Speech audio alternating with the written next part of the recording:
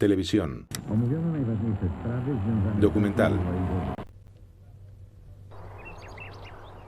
Los sensores de voz parecen el último grito en cuanto a tecnología doméstica o domótica. Pero, ¿y si la patente se la debiéramos a unas orugas? Aunque, ¿oyen las orugas?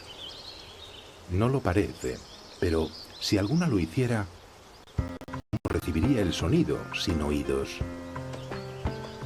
Estudiando formas curiosas de comunicación animal, nos hemos cuestionado muchas veces preguntas como estas, y nos hemos llevado grandes sorpresas. Estas futuras mariposas están todavía en su fase de desarrollo larvario, comer y crecer. Parecen haber decidido pasar juntas esta etapa de su vida. Se desplazan en grupo, comen todas a la vez en la misma planta, incluso duermen arracimadas en un pseudo capullo comunitario. Su comportamiento gregario es total. Para ellas, el número es una herramienta de protección. Las vellosidades que recubren su cuerpo son también un arma. Como muchas orugas, se caracterizan por poseer pelos tóxicos. Cuando se sienten atacadas, se retuercen violentamente y, accionando unos músculos especiales, disparan contra el agresor sus diminutos pelillos urticantes. No obstante, la proximidad de nuestras manos o de las cámaras no era lo que las asustaba. Y sin embargo, hacíamos inconscientemente algo que despertaba su instinto defensivo. ¿Qué causaba la reacción? Poco después, nos quedó claro. Se trataba de la voz. ¡Hola! Como se supone que las orugas no oyen, al principio creímos que debía ser el aire que expelíamos al hablar lo que detectaban sus sensibles pelos. ¡Hola! Las vibraciones debían convencerlas de que un depredador acechaba. Pero simplemente soplando no obteníamos respuesta. Es más, se calmaban. Entonces, era el sonido. Tampoco. Como queda patente en las imágenes, el ruido normal no las asusta. Solo hablando establecíamos comunicación. Un comportamiento auditivo increíble. ¿Absurdo, quizás? En la naturaleza no hay nada sin explicación. Aunque a veces la explicación no se encuentra. En todo caso, buscando la solución al enigma de las orugas, recordamos que algunas mariposas nocturnas oyen ciertos sonidos. Esto lo descubrió el Dr. Roeder en 1956, cuando disfrutaba de un vaso de vino después de la cena con unos amigos. Mientras muchos insectos revoloteaban alrededor de la luz, los naturalistas jugaban a producir sonidos con los vasos, el líquido y el dedo. Por casualidad, alguien dio con el tono adecuado. Una nota que hizo que varias polillas se precipitaran de repente sobre la mesa y el suelo.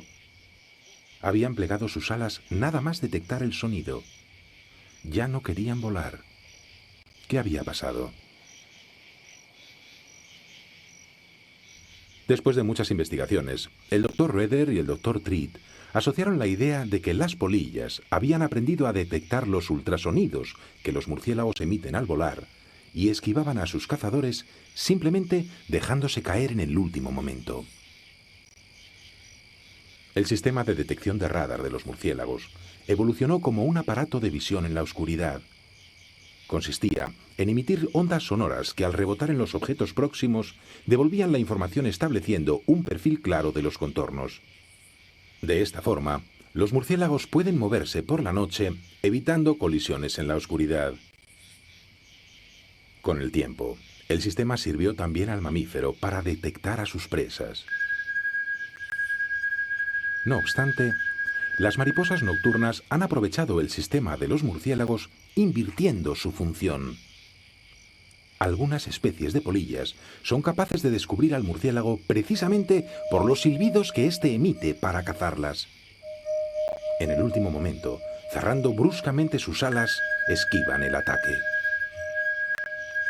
Si las polillas adultas captan ondas sonoras, no es tan raro que de jóvenes dispongan también de un sistema de recepción acústica. aunque sea rudimentario.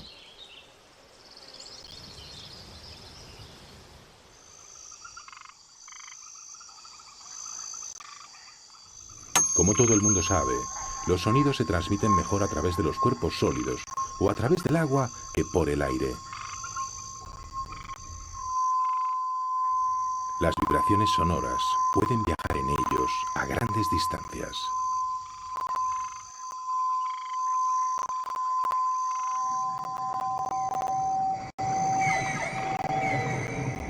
Muchos animales emiten y reciben sonidos bajo el agua, pero los cetáceos son los verdaderos reyes de la telecomunicación subacuática. Los complicados cantos de baja frecuencia de algunas ballenas han podido ser detectados a más de 500 millas de distancia. Su voz, la más potente del planeta, les sirve para comunicarse entre ellas, resonando de costa a costa en el océano.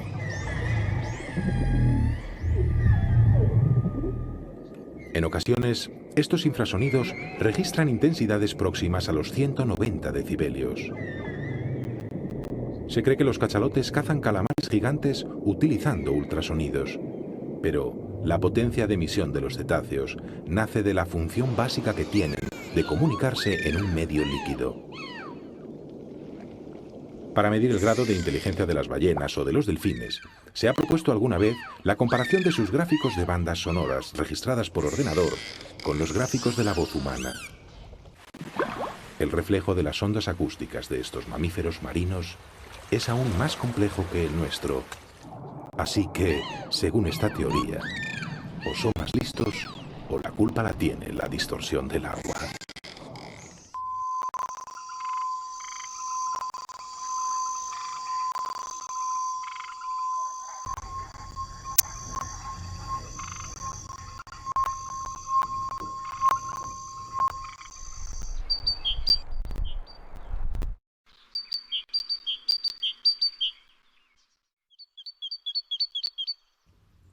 Para registrar sonidos por el aire, es muy importante contar con parábolas que amplifiquen y seleccionen la señal del emisor. Las ballenas no tienen pabellones auditivos, probablemente por motivos hidrodinámicos, pero fuera del agua, una buena pantalla con forma cóncava ayuda a que el sonido se reciba mejor. Además, los dibujos y diseños de los pabellones auditivos de los animales permiten identificar con precisión de dónde viene cada ruido. ¿De arriba? ¿De abajo? ¿De la derecha o de la izquierda? Esto es esencial para saber por dónde hay que escapar.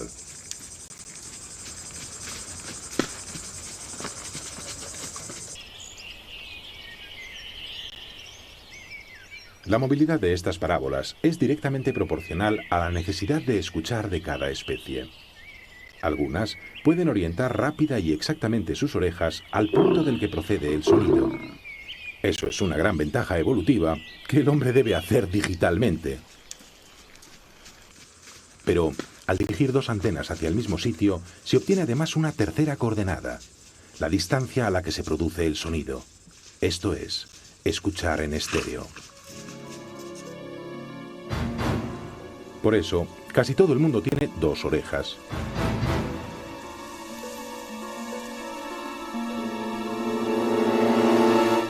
Este coyote busca ratones que se mueven sigilosamente bajo la nieve.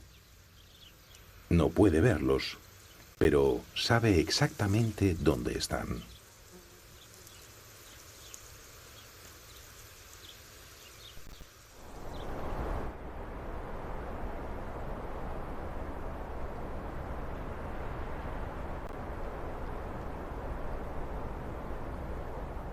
El sigilo es una constante en la naturaleza, aunque hay excepciones.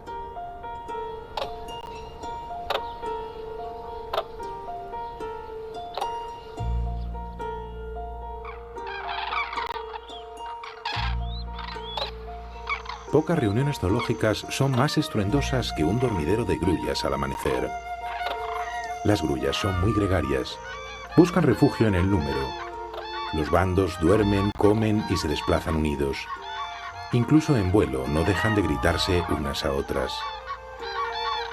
Seguramente, el sonido de sus largas gargantas les hace sentir que están rodeadas de muchos congéneres y así se sienten más seguras. Su griterío tiene además otro fin: marcar su posición mientras se desplazan. Esta bandada está a punto de emigrar. Las frías mañanas del invierno darán pronto paso a la primavera y para las grullas es tiempo de ir al norte. Sus graznidos las mantendrán unidas en formación durante el largo viaje. La idea de las grullas de emitir señales acústicas para establecer una referencia en el espacio es utilizada también por el hombre. El vuelo en formación de nuestros aviones es posible, entre otras cosas, gracias a este invento de las grullas. Aunque nosotros nunca hemos podido coordinar escuadrones tan numerosos. La cuestión es emitir sonidos cortos y continuados como los que hacen las grullas. De otra forma, el sonido podría escucharse, pero resultaría mucho más difícil encontrar su procedencia exacta.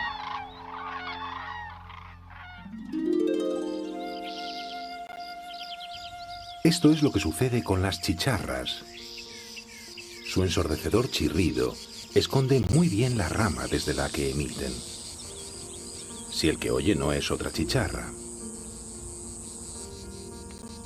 Estos sonoros insectos son una presencia incondicional en los días calurosos y secos. Su música es bien conocida y hay cientos de especies diferentes por todo el mundo, cantando cada una a su manera.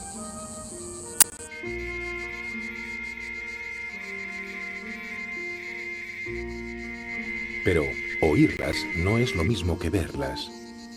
De hecho, muy pocas personas las han visto alguna vez. Son animales crípticos, es decir, su color les camufla bien en su entorno. Y cuando cantan, apenas si se aprecia que lo hacen. Parecen no mover ni un músculo. ¿Cómo producen su melodía? La idea generalizada es que las chicharras, como los grillos, frotan sus alas entre sí y los nervios de los transparentes élitros actúan como las cuerdas de un violín desafinado. Y no es cierto. El mecanismo con el que produce su potente rugido la chicharra está escondido, precisamente bajo las alas. Una membrana ondulada es frotada con un apéndice móvil muy duro. La tensión de esa membrana y la presión que ejerce el insecto con su baqueta hacen el resto.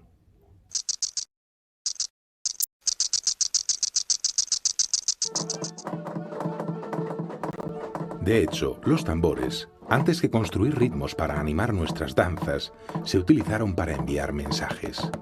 Era el lenguaje tam-tam.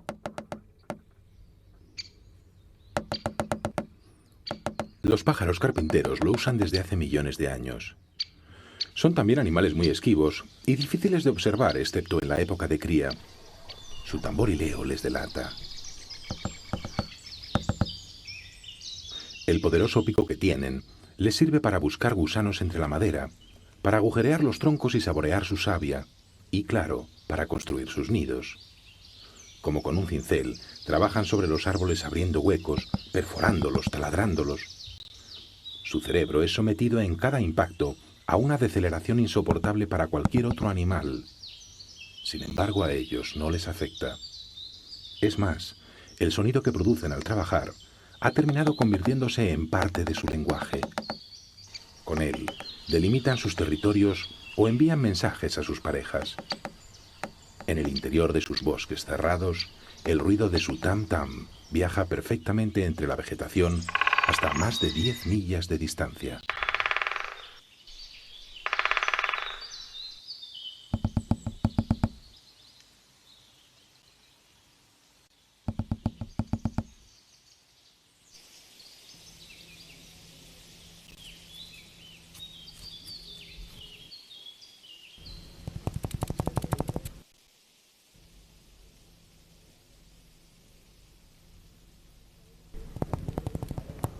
En el suelo de la selva, hay alguien que utiliza igualmente la percusión como lenguaje. aunque este es un ritmo casi imperceptible. Está pensado como un código secreto y no se percibe con los oídos. Las vibraciones no se transmiten por el aire, sino por el terreno.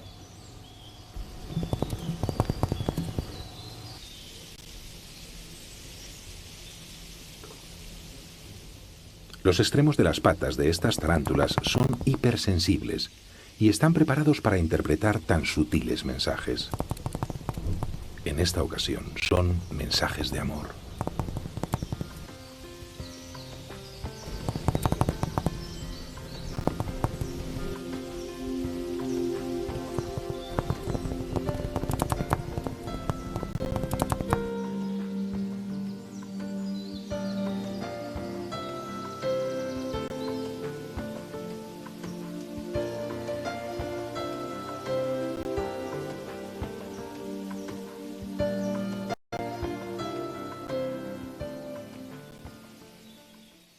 Hasta entre las arañas hay amores no correspondidos. Pero, ¿cómo y por qué han conseguido tal grado de sensibilidad las patas de algunos arácnidos?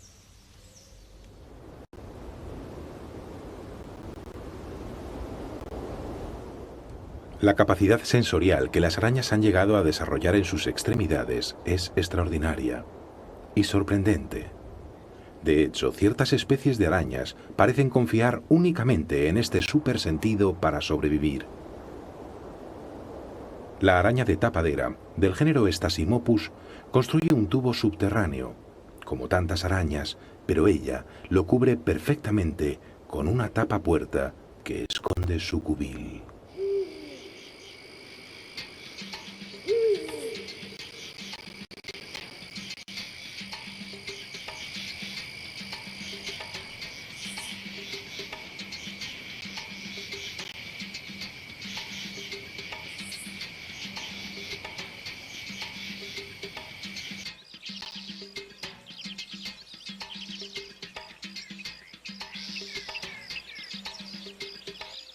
Una vez terminado, nadie podría sospechar que alguien acecha bajo la tierra.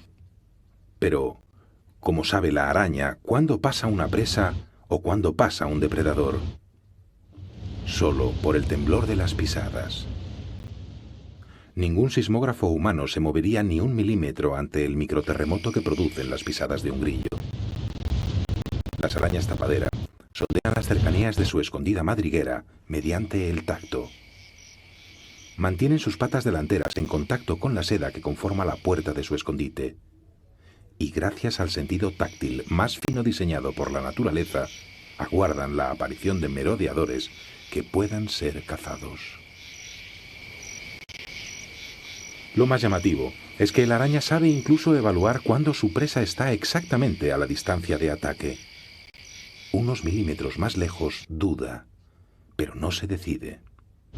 Solo cuando los microtemblores dicen que la presa está en la dirección correcta y en el punto indicado, la araña ataca. Ahora, solo queda hacer la digestión.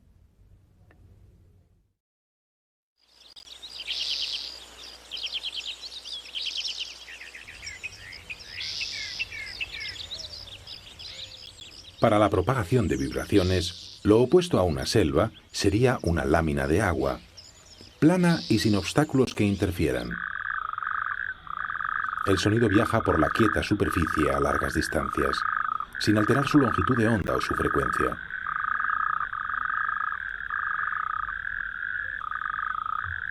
Los anfibios que pueblan este medio marcan sus territorios sin parar de cantar.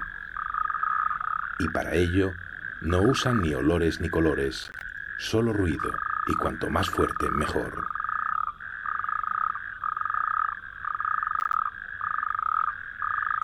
Para los genes de estos sapos es el ser o no ser.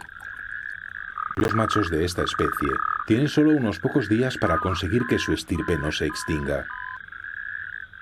Han de convencer a las pocas hembras que se acercan a la charca de que ellos son los mejores, los más indicados para el apareamiento. Y a oscuras, solo croando se puede ofrecer un argumento válido.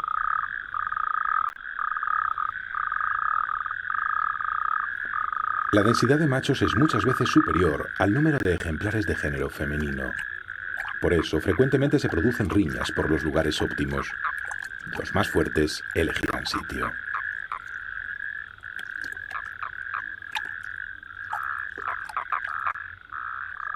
La fuerza de su canto se obtiene gracias a un saco que pueden inflar y desinflar con el aire de los pulmones. Tensando la piel bajo su garganta, aumentan el volumen de aire que mueven a través de las cuerdas vocales. El sonido se amplifica más cuanto más grande hacen su particular caja de resonancia.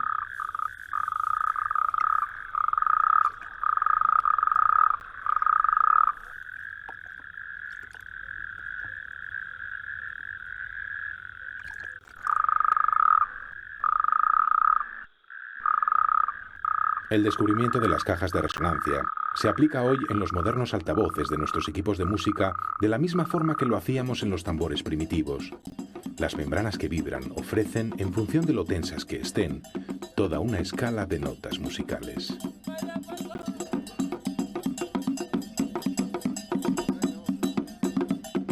Las vibraciones mueven el aire con más o menos volumen. Unas se oyen y otras no. Lo mismo sucede con la velocidad de cada vibración. Las de alta frecuencia, las rápidas, por encima de 20.000 oscilaciones por segundo, ya no son percibidas por el oído humano. Las llamamos ultrasonidos. Las lentas, de baja frecuencia, con menos de 20 ciclos por segundo, son infrasonidos y tampoco los escuchamos. Por eso, el que un sapo de espuelas cante no implica que cualquiera oiga todo el repertorio. Canta para los de su especie, y tan bajo en frecuencia que solo los suyos saben localizarla.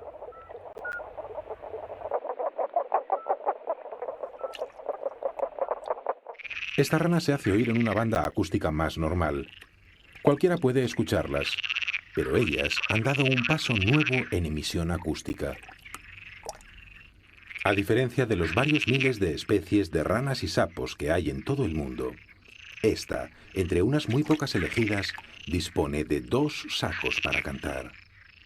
Eso es, canta en estéreo. Y no pretende con ello que su canción resulte más bella, tan solo busca establecer para sus congéneres el punto exacto desde el que está emitiendo.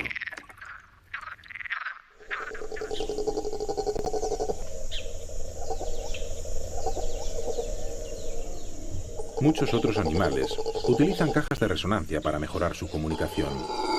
El cráneo de los monos aulladores es un buen ejemplo. Sus rugidos retumban en plena selva, a través de los árboles, a más de 10 millas de distancia.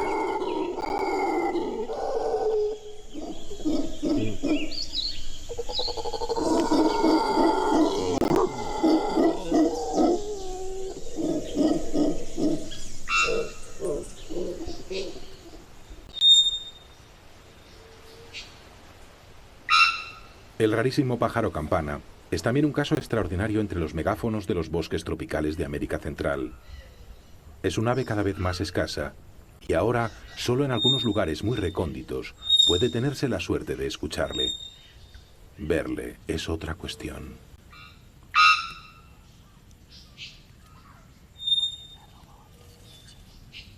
A decenas de metros sobre el suelo de la jungla, tuvimos la fortuna de entrever a un ejemplar. Se trataba de un joven que se entrenaba para cuando fuera adulto y al que aún se le escapaban algunas notas falsas y desafinadas. Tendría que esperar al año próximo para convertirse en un gran tenor.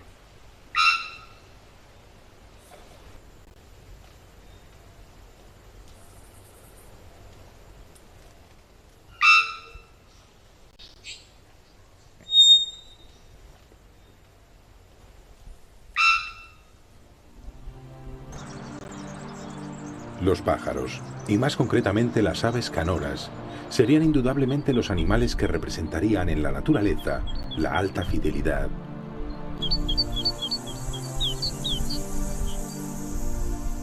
Como altavoces que difunden su música a los 4 vientos, son casi siempre el sonido de fondo en el campo. Siempre están ahí sus trinos o sus graznidos. Y con el resto de los tenores salvajes forman la gran orquesta sinfónica del reino animal.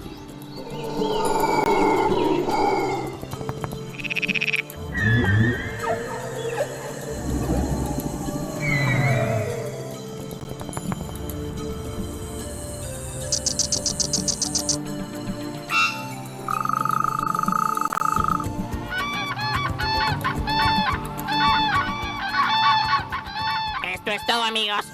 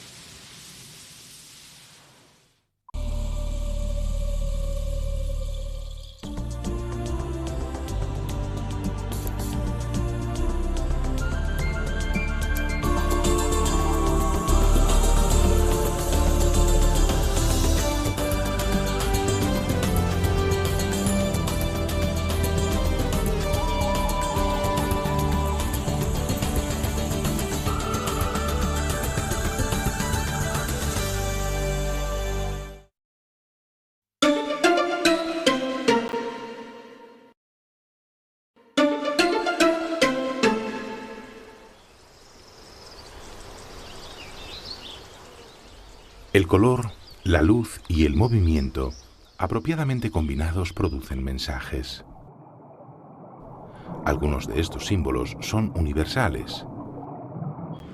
Por el contrario, otros lenguajes visuales son emitidos y entendidos por una única especie. Y son como un código secreto, solo para sus ojos.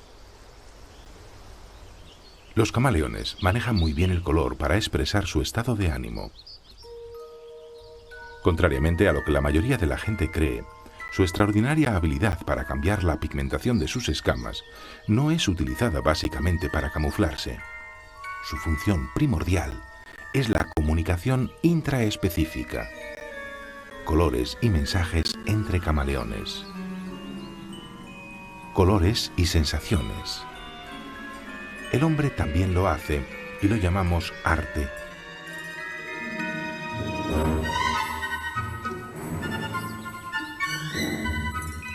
Para un camaleón que se cruza con una hembra, es fácil saber de un solo vistazo si la dama en cuestión está receptiva, embarazada o solo tiene hambre.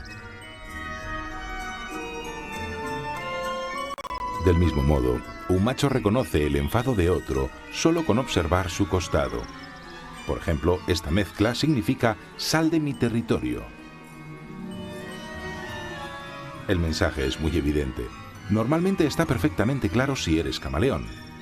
Otra cosa es que no se le haga caso. Entonces, llegan los problemas.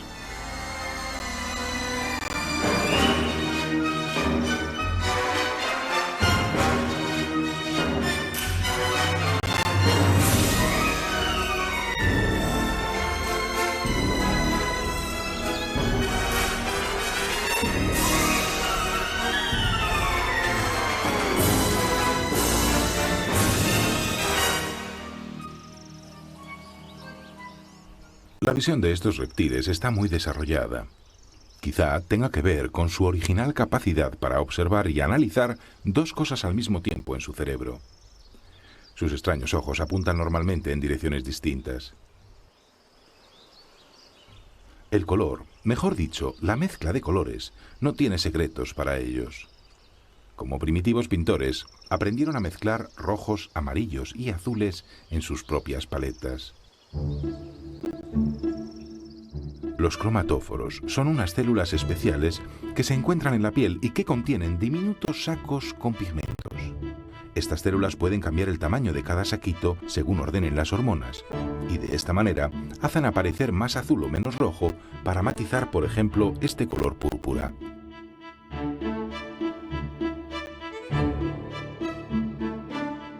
De las combinaciones de los colores primarios ha surgido toda la gama del arco iris.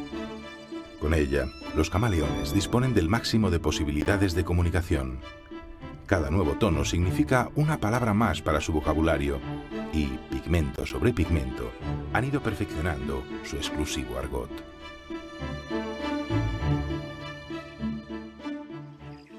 Pero, ¿de dónde surge este increíble dominio del color de la piel?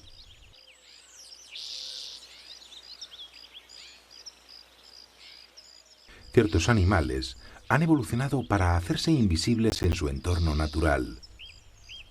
Si no se mueven, parece simplemente que no están. Probablemente no exista mejor arma defensiva que pasar inadvertido. La simplicidad del método mimético ha permitido al hombre copiarlo observando detenidamente a los animales. Cubriéndonos con vegetación y moviéndonos con sigilo, también podemos confundirnos con el entorno y desaparecer casi tan mágicamente como lo hacen algunas especies. La necesidad biológica de camuflarse contribuyó en un principio a hacer posible el control sobre el color de la piel. Otra conquista más compleja consistió en la capacidad de cambiar ese color cuando cambiaba el entorno.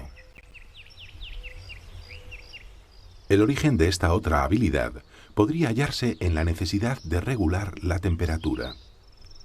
Si un animal de sangre fría aclara su pigmentación, refleja la luz solar y evita sobrecalentarse. Si por el contrario se oscurece, capta mejor el calor del sol y consigue elevar su temperatura corporal. Así establecida la capacidad de cambio de tonalidad, ya solo había que dejar pasar unos pocos millones de años para que el color se terminara usando como lenguaje.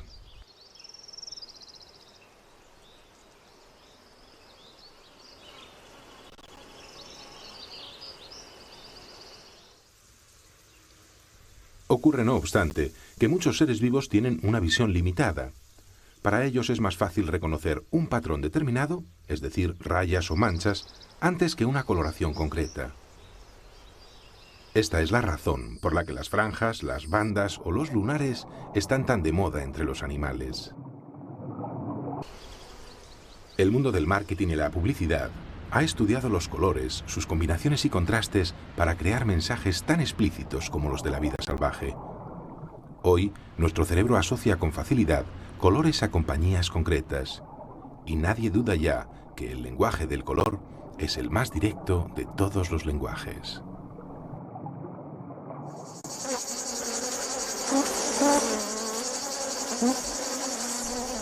Por eso hay muchos que se aprovechan de la imagen de otros para triunfar, a pesar de que sus cualidades sean inferiores.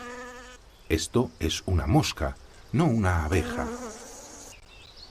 Se viste copiando unas señales corporativas originales para sacar partido sin tener que cumplir con el mismo control de calidad.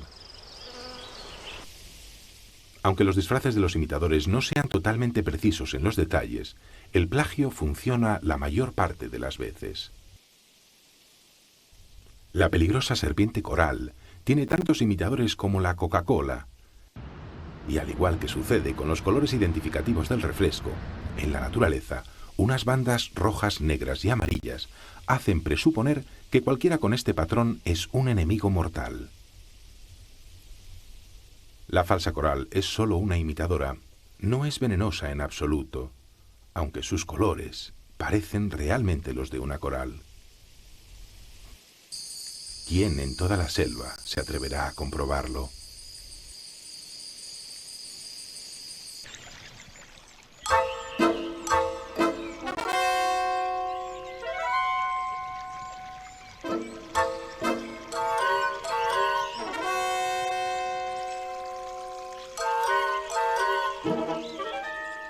Los casos de comunicación entre especies diferentes son muy especiales. Aquí el mensaje debe ser muy fácil de interpretar. Son lenguajes universales, comprendidos a nivel genético.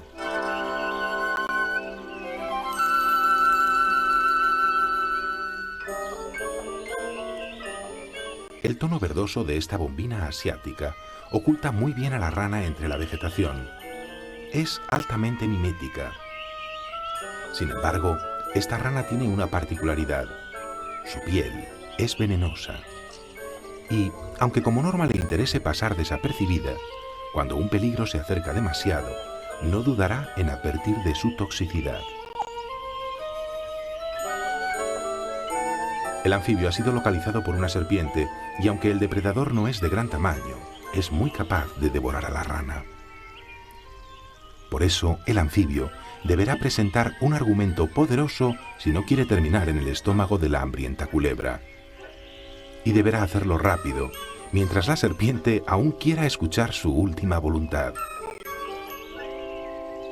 El uso que da la rana al color de su vientre rojo es de tanto peso que no deja lugar a debate. Soy venenosa. Muérdeme y pasaremos juntas a mejor vida.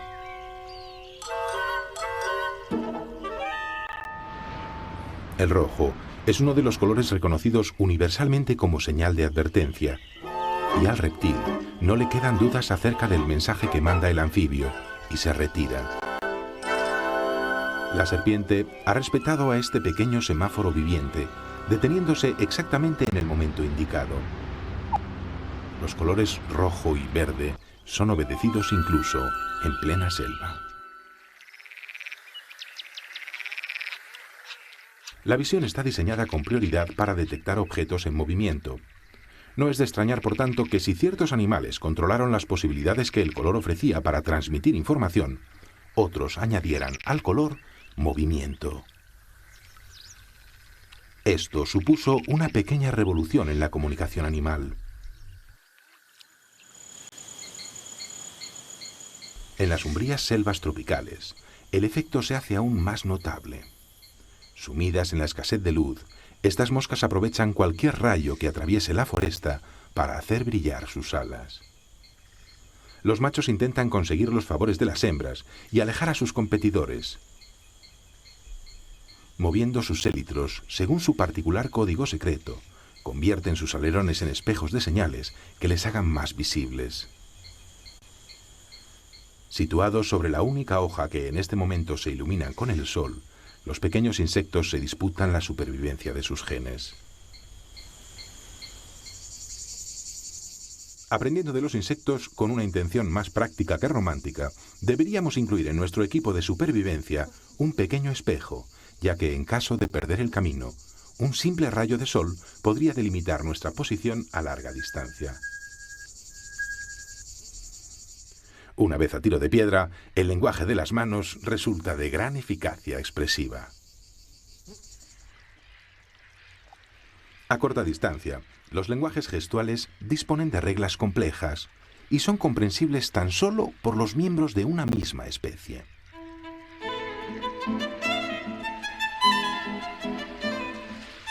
Un observador ajeno tan solo apreciaría la estética del comportamiento, la belleza del baile.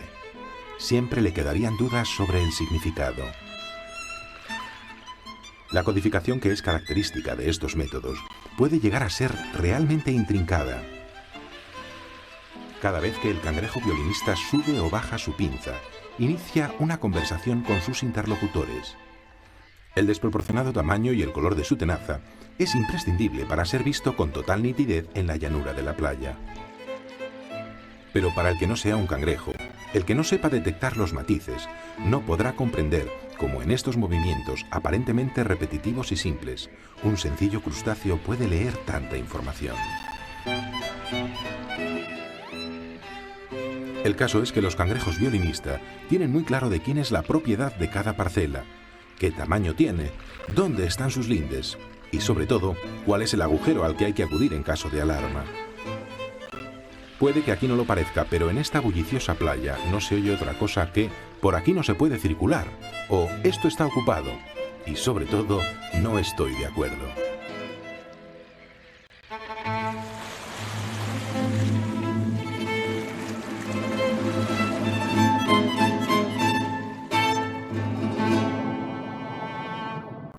Bajo el agua, a unos pocos metros de la playa, una sepia habla un complejo idioma que engloba tanto colores y movimientos como cambios repentinos en su pigmentación.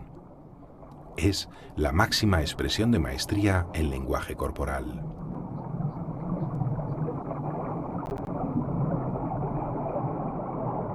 La forma en la que ven los cefalópodos es muy similar a la forma humana de percepción visual. Lo que nosotros vemos en cualquier monitor audiovisual son pequeños puntos de color que al mezclarse definen colores y partes de imágenes mayores. Todos los píxeles trabajan juntos en la misma dirección, ofreciendo 25 veces por segundo una información comprensible. La piel de las sepias y los pulpos funciona como una pantalla de televisión para enviar sus particulares mensajes.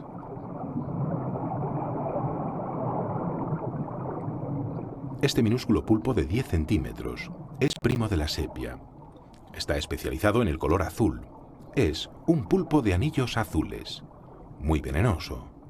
Su picadura puede resultar mortal incluso para un hombre adulto. Pero las bacterias de su saliva son solo uno de los dones que posee. Su mejor arma está en la piel. Cuando lo desea, resulta prácticamente invisible. Se adapta al color y al aspecto del suelo que pisa. Sin embargo, a veces su pigmentación se altera y se hace visible a ráfagas. Son advertencias. Deja claro que es peligroso y que está en su terreno. El contraste de los colores de sus anillos se potencia contraponiendo negro y azul eléctrico sobre una base de piel casi blanca. Es una alarma visual viviente. Ningún depredador se atreverá a molestarle mientras acecha.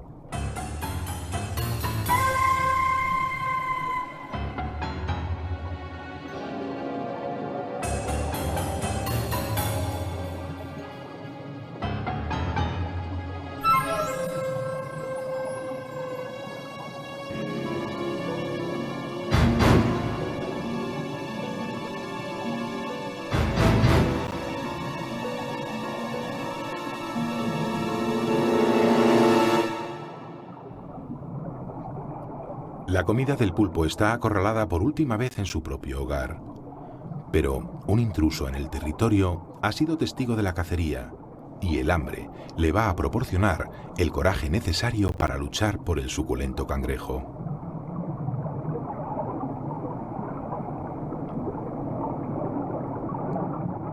Será un combate extraño, sin contacto físico, una pelea visual.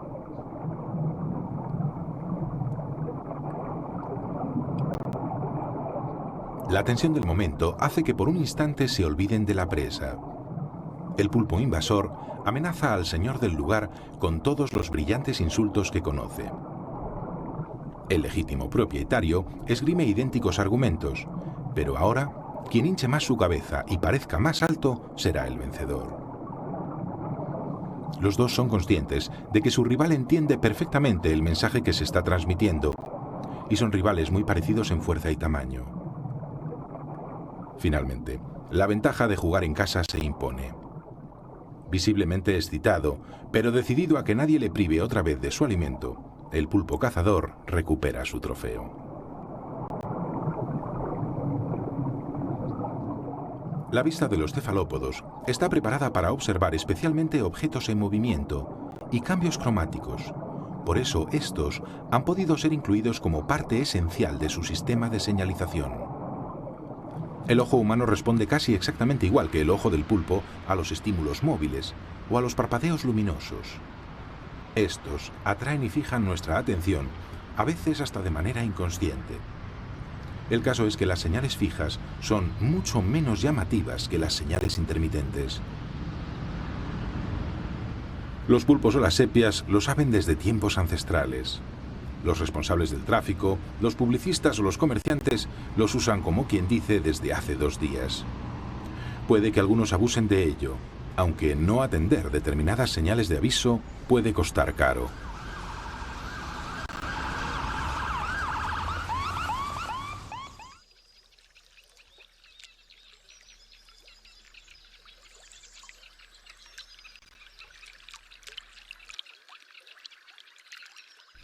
Cada clase zoológica tiene su forma particular de mirar, y la luz del sol tiene frecuencias secretas que solo están al alcance de algunos elegidos. Los insectos o los colibríes detectan ciertos tonos que surgen de las flores y que solo a ellos están dirigidos. Así se establece una beneficiosa comunicación entre dos mundos tan diferentes, el animal y el vegetal, el que come y el que gracias a ello se reproduce. La complicidad secreta establecida entre los animales y sus flores predilectas es igual que nuestro sistema de detección de moneda verdadera o falsa en los billetes de banco. Utilizando el mismo tipo de luz que ven los insectos, podemos detectar detalles escondidos en el papel moneda para confirmar su autenticidad. La franja de luz ultravioleta que reflejan las flores es percibida con nitidez por los polinizadores, y gracias a este tipo de luz, cada planta revela también una coloración escondida para seleccionar a los que dispersarán sus genes. Los rayos ultravioleta atraen a los insectos hacia el nutritivo polen.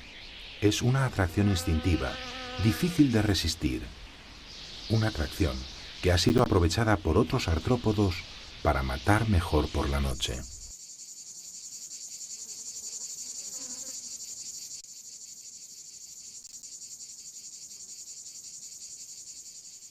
Los escorpiones que encontramos en la actualidad son prácticamente iguales que los que caminaban sobre la Tierra hace 300 millones de años. Así de bueno es su diseño.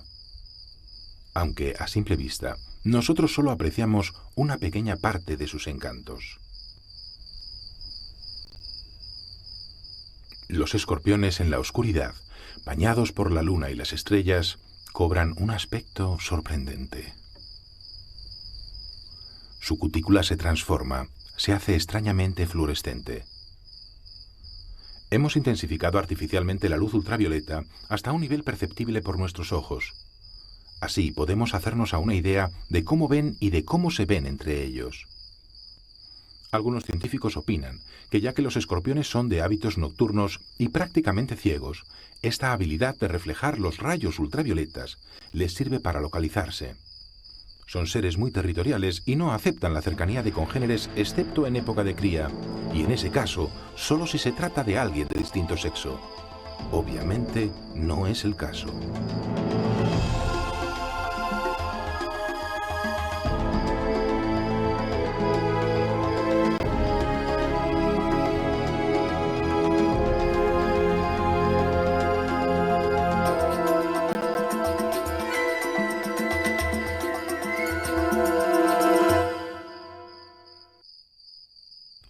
La teoría más fascinante afirma que su brillante aspecto nocturno sirve para atraer a los insectos, engañándolos. La luna refleja la luz del sol en el cuerpo del escorpión, y los rayos ultravioletas son visualizados por sus presas, como un faro atrayendo a los barcos. Este individuo no se ha vuelto loco, está cazando, aunque nosotros con esta luz no podemos ver su presa. Una linterna nos revela que hoy de cena hay polilla. Otra vez polilla.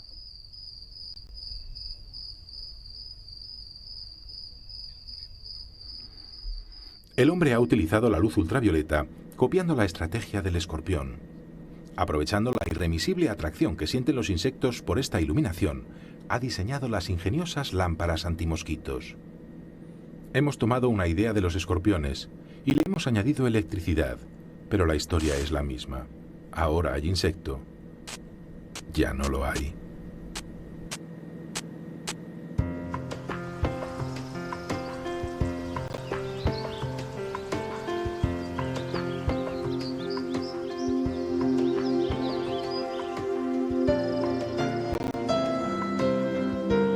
Reflejando la luz de mil maneras, de noche unos y de día otros, el color se convierte en palabras. Las mariposas disputan con ventaja el título de animales más coloridos de la Tierra. Las escamas que recubren su anatomía son como microespejos que filtran, tamizan y reflejan en infinitas direcciones la luz que incide sobre ellos.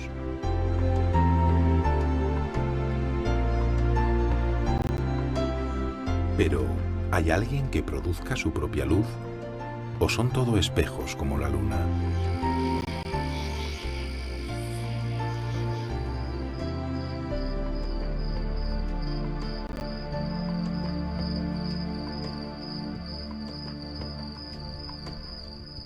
Precisamente, en la oscuridad de la noche, es en el único mundo en el que podemos descubrir animales que emitan luz autogenerada. Las luciérnagas son seres extraños, son escarabajos aunque no lo parezcan, y son carnívoros, terribles cazadores que paralizan a sus presas inyectándolas veneno. Su saliva las disuelve y luego se las beben.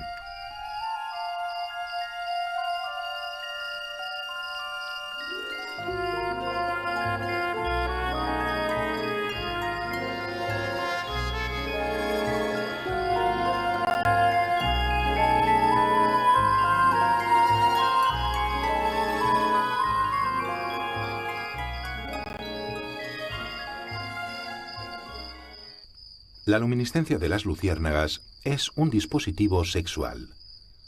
La idea es que las hembras, normalmente ápteras, o sea sin alas, emitan sus destellos para atraer a su pareja, como un faro denotando su posición. Aguardan entre la vegetación del suelo a un compañero que caiga rendido ante su fulgor.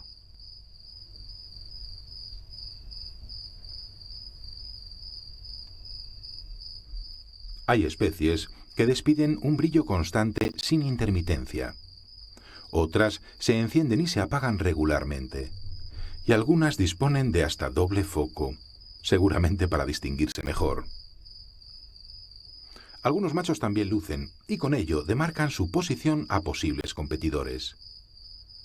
Ante un peligro dejan normalmente de brillar, pero este individuo, engañado, atraído hacia nosotros quizá por la fluorescencia del reloj, parecía irritado, luciendo con todas las candelas que podía. La luz de las luciérnagas es fría. Las bombillas que desde Edison hasta hoy lucen inventadas por nosotros requieren un considerable gasto energético. Y esto es luz química, no despide ni consume calor. Como hacen los llamados bichitos de luz mezclando luciferina y luciferasa, sus hormonas exclusivas, ahora hemos conseguido el mismo efecto químico que ellas para marcar puntos luminosos en la oscuridad. Pero que no queden dudas sobre quién ha sido el inventor de la luz más ecológica. Las luces en la noche son ideales para enviar información. Si además hay preestablecido un código en clave, tenemos las bases de comunicación salvaje del Servicio Secreto de Inteligencia Bioluminiscente,